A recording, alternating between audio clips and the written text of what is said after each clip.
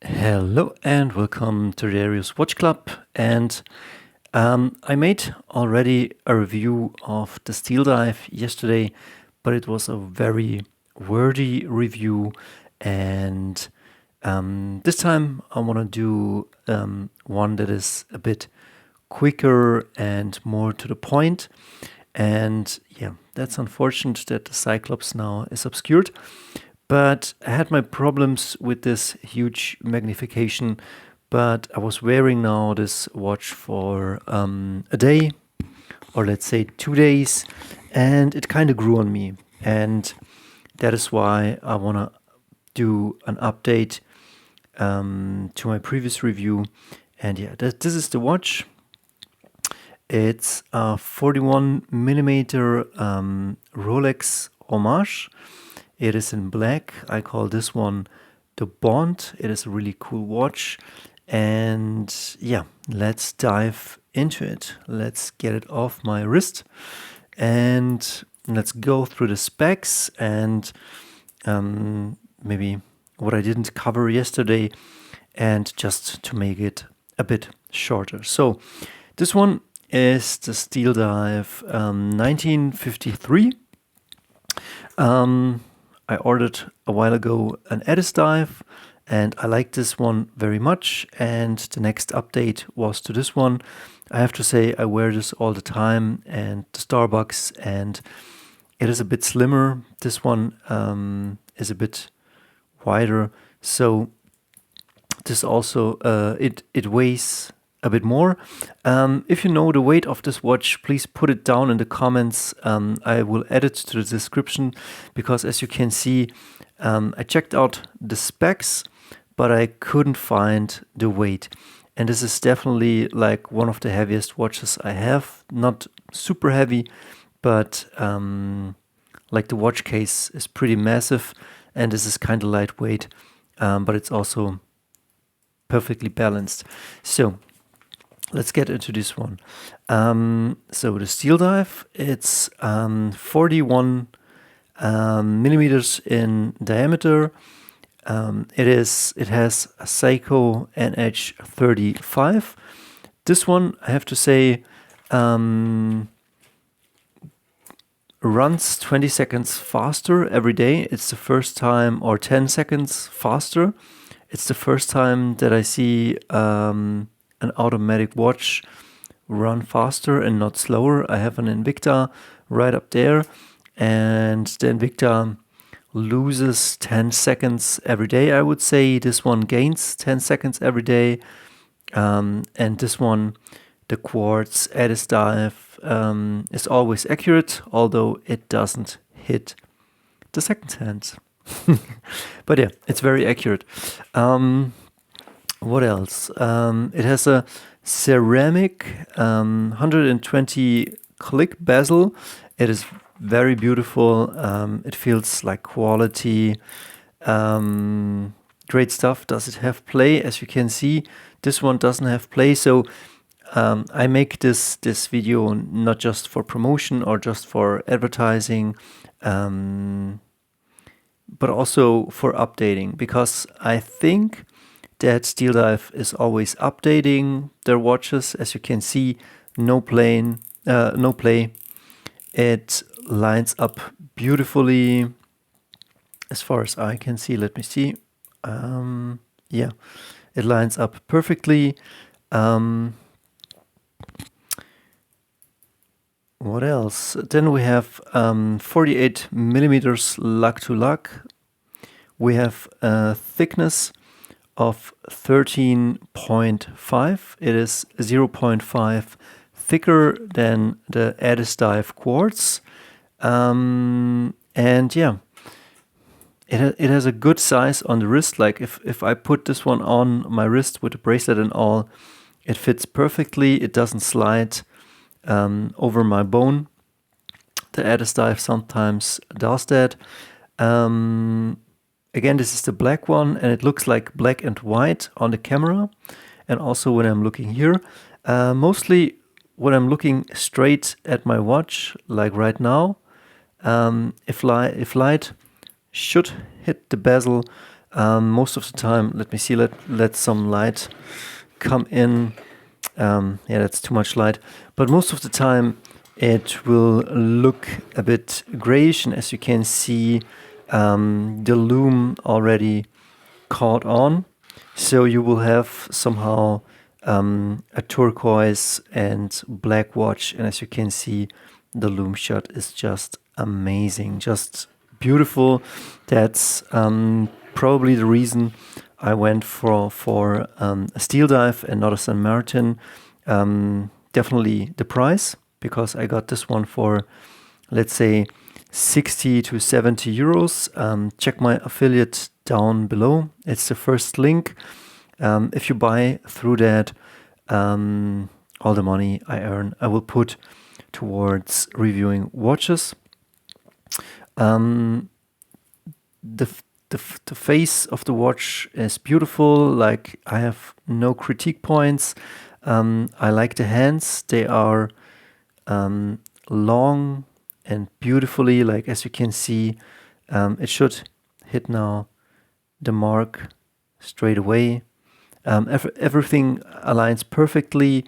When I get out the crown action is great. When I put the time, nothing jumps here. When I do the same on this QUARTZ ADDISDIVE, sometimes it jumps and it really pisses me off. Here you can compare, hopefully, let me see, the Cyclops. In the video yesterday, I was complaining that the Cyclops magnification on the Steeldive is just too much for my taste. And I argued the point that the magnification should probably be on the level, on the numbers of the bezel, so that the watch has a certain yin and yang. I hope you know what I mean. I mean, look here at the magnification, and it just looks balanced. As you can see, here's the date window. So I don't know how much this magnifies, but it does a good magnification here on the ADDISDIVE and here on the Steeldive. I don't know, maybe 2.5 or something like this. As you can see, the window down there is pretty tiny, but the magnification, I would say, is amazing. Maybe too much for me. It took me a bit away from the dial every time I looked at it. But wearing the watch the past few days, it kind of grew on me, literally. Yeah, a bit stupid to say, but it kind of grew on me. When I now look at this, it's perfectly fine. But my eye got like habituated on the bigger Cyclops, and I kind of like it. Yeah. Let's see what else. It has 300 meters of water resistance. As you can see, only Steeldive and on automatic on the watch itself. It's pretty beautiful. I don't see any flaws in the manufacturing as far as I can see. What else? It has a cool bracelet. I can't say much more than that. I do like my duotone. I do like this one, but this looks also really good. So it's personal taste. If there's a possibility, or if there was a possibility to buy the Steeldive with the duotone, I would have preferred this one, to the brushed one. But yeah, it has no sharp edges as far as I can touch them. I was wearing the watch and it's really comfortable. So some say that the bracelet is trash, but again, I think I have an updated version of this Steeldive. So the only sharp tips are here, but that's due to the design. Let me see here on the lugs. Can I focus on it? Here, it's a bit sharp right here, but it's the design. So if you want to knock those down, grab yourself some nail file, use the soft part, and knock them down very gently. Sometimes if you file something down, you can make the edge a bit worse. So, but I took the nail and the nail file and knocked here a bit down on my ADDISDIVE. You can barely see it, but yeah.